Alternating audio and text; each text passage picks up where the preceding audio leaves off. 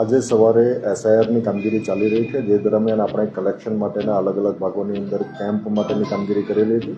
આમની અંદર બીએલઓ સહાયક, મોટી સંખ્યામાં કોલેજના વિદ્યાર્થીઓ જોડાયેલા હતા. આ દરમિયાન એક દુઃખદ ઘટના બની. આપણી સાથે બીએલઓ સહાયક તરીકે ઉષાબેન સોલંકી, જે તિલકવાડા નર્મદા જિલ્લાના વતની છે અને અહીંયા ફરજ નિભાવતા હતા. એમને અચાનક ત્યાં સ્થળ ઉપર પડી જતા એમને તાત્કાલિક જે કડક બજાર હતું ત્યાંથી તાત્કાલિક એમને આપણા નાયબ મામલતદાર એમને હોસ્પિટલમાં લઈ ગયેલા. એમ્બ્યુલન્સની વેઇટ કર્યા વગર તાત્કાલિક, કેમ કે ત્યાં ગાડી પણ જઈ શકે એવું નહોતું, એટલે તાત્કાલિક એમને રિક્ષામાં લઈ જઈને એમને હોસ્પિટલ લઈ ગયેલા. અમને સૂચકતા પણ જોકે કામ ના લાગી અને હોસ્પિટલ ગયા ત્યારે એમનું નિધન થયેલું હતું. આ બેનનું દુઃખદ અવસાન થયું છે. સમગ્ર વહીવટીતંત્ર આ બેનના પરિવારની સાથે છે. એમની આપણે પોસ્ટમોર્ટમની પ્રક્રિયા પૂરી કરેલી છે. પ્રાથમિક રીતે વિગતો જે મળે છે એ મુજબ બહેનો, આ જે બેન છે એ ગોરવા આઈટીઆઈમાં જ્યારે કામ કરતા હતા ત્યારે એમને અમુક સમયે ક્યારેક એમને પડી જવાની તકલીફ હતી. હૃદયરોગના એ બીમારી ધરાવતા હતા અને એમની સારવાર અલગ અલગ તબક્કે ચાલુ થાય.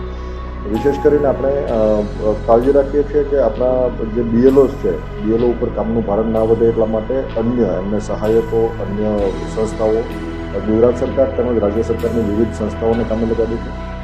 વિવિધ કોલેજના વિદ્યાર્થીઓ આપણને મદદ માટે આવ્યા છે, એટલે આજે પણ મોટી સંખ્યામાં વિદ્યાર્થીઓ પણ આ કામગીરીમાં મદદરૂપ થઈ રહ્યા છે. આપણે પણ પ્રયત્ન કરીએ છીએ કે તમામ શાંતિથી કામગીરી કરી શકે. બેન પણ છેલ્લા 4 દિવસથી જોડાયા ત્યારથી બખૂબી કામગીરી નિભાવી રહ્યા છે. વધારે એ કામગીરીનો સ્ટ્રેસ પણ નથી. ડેટા એન્ટ્રીની કામગીરી કરીને ત્યાં જ બેસીને કામગીરી કરે છે. સાંજે સામાન્ય રીતે 6 વાગે ઘરે જતા હતા. ગઈકાલે પણ સાંજે 6 વાગ્યા સુધી કામ કરીને બેન ઘરે ગયેલા હતા. આજે સવારે જ્યારે આવ્યા ત્યારે એમની તંદુરસ્ત હતા અને કામગીરીમાં લાગી ગયેલા હતા. પણ અચાનક એમને મોટા ભાગે જે પ્રાથમિક રિઝન આપણને પોસ્ટમોર્ટમમાં જાણવા મળ્યું છે, હાર્ટ એટેકથી એમનું મૃત્યુ થયું છે. વિશેષ કરીને હું ચોક્કસથી માનીશ કે જહેમતવાળી કામગીરી છે, જેની અંદર એસઆઈઆરની કામગીરી આપણે સઘન રીતે કરી રહ્યા છીએ. પણ આપણા કિસ્સામાં જે બેનનું નિધન થયું છે, કિસ્સાની અંદર ન કોઈ કામગીરીનું ભારણ હતું કે ન કોઈ દબાણ આપવામાં આવેલું હતું. એમને કોઈ દિવસવાર આપણે ટાર્ગેટ પણ નથી આપતા. સહાયક તરીકે આવે છે એટલે એમની કોર રિસ્પોન્સિબિલિટી બીએલઓની રિસ્પોન્સિબિલિટી જેટલી ઓછી થઈ શકે એ દિશાનો પ્રયત્ન આપણો હોય છે. અને આમની અંદર હજારોની સંખ્યામાં આપણી સાથે આજે શાળાના વિદ્યાર્થીઓ, અન્ય શિક્ષક મિત્રો, સાથોસાથ અન્ય સંસ્થાના કર્મીઓ, કેન્દ્ર સરકારના ઘણા બધા કર્મીઓ, બેંકના કર્મીઓ, એલઆઈસીના કર્મીઓ, એ બધા પણ આપણી સાથે લાગ્યા છે.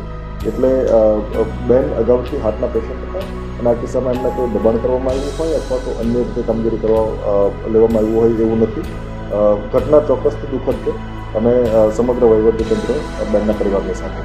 વિશેષ કરીને આપણા જે બૂથ લેવલ ઓફિસર છે એમની કામગીરી શક્ય હોય ત્યાં સુધી એમની કામગીરીનું ભારણ ઘટે એ દિશાના પ્રયત્નો આપણા તમામ થઈ રહ્યા છે. બીએલઓને હેલ્પલાઇન આપણે શરૂ કરીને એમની વહીવટી મૂંઝવણો આપણે શરૂઆતથી જ એમને ઉકેલતા આવ્યા છે. આ સાથોસાથ આપણો પ્રયત્ન એવો છે કે અન્ય સંસ્થાઓ જેટલી માત્રામાં વધારે જોડાય છે જેથી કરીને બીએલઓનું ભારણ ઘટાડી શકે.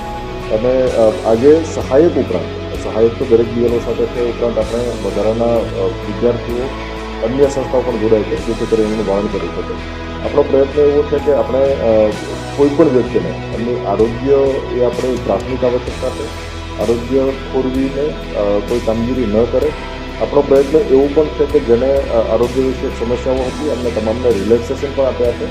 પણ આવા કિસ્સાની અંદર જ્યારે ફરજ ઉપર એમને કામગીરી કરતા હતા એ દરમિયાન જ અચાનક જ એમને તકલીફ થઈ અને આપણે તરત એમને સારવાર દરમિયાન એમનું નિધન થયું. આમના જે છે ઉષાબેન સોલંકીની આપણે વિગતો જે ઉપલબ્ધ થઈ છે, એમના જે તે સંસ્થાના આચાર્ય મારફતે પણ એ બાબતે એમની વિગતો લેવામાં આવી છે.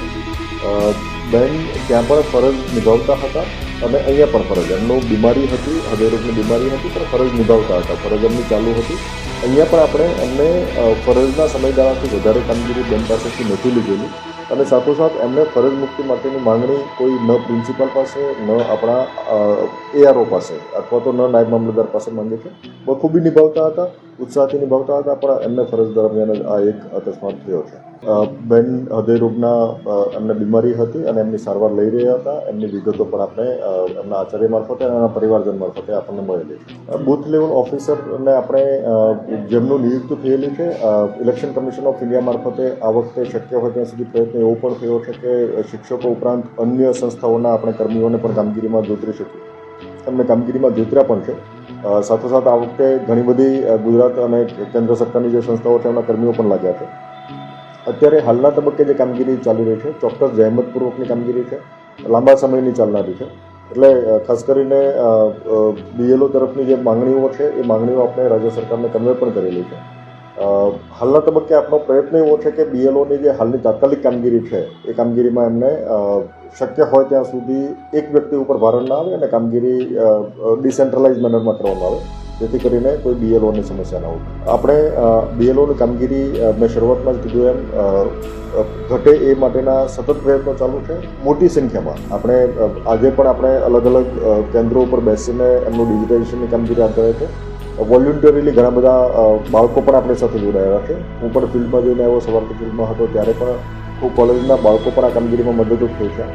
વિશેષ કરીને લોકો પણ જ્યારે બીએલઓ સાથે આપણે જવાનું હોય ત્યારે બીએલઓને સહયોગ કરે, આ કામગીરીમાં મદદ કરે. આપણે આગામી 15 દિવસની અંદર જ્યારે કામગીરી કરવાની છે ત્યારે પ્રયત્ન એવો કરવાનો છે કે કોઈ પણ કર્મીઓને કોઈ પણ પ્રકારના તણાવમુક્ત વાતાવરણમાં રહીને કામગીરી પૂરી થાય. સાથોસાથ આપણા તરફથી પણ એમને પાયાની સુવિધાઓ અને સાથોસાથ એમને કોઈ વધારાના સમય દરમિયાન કામગીરી ના કરવી પડે. અમારો પ્રયત્ન એવો પણ છે કે બીએલઓને કોઈને રાત્રિ દરમિયાન કામગીરી ના કરવી પડે. એટલે જેટલા ફોર્મ પણ રિસીવ થાય છે એ બધાનું ડિજિટાઇઝેશન બીએલઓ સિવાયના કર્મીઓ મારફતે કરાવડાવીએ છીએ, જેથી બીએલઓનું ભારણ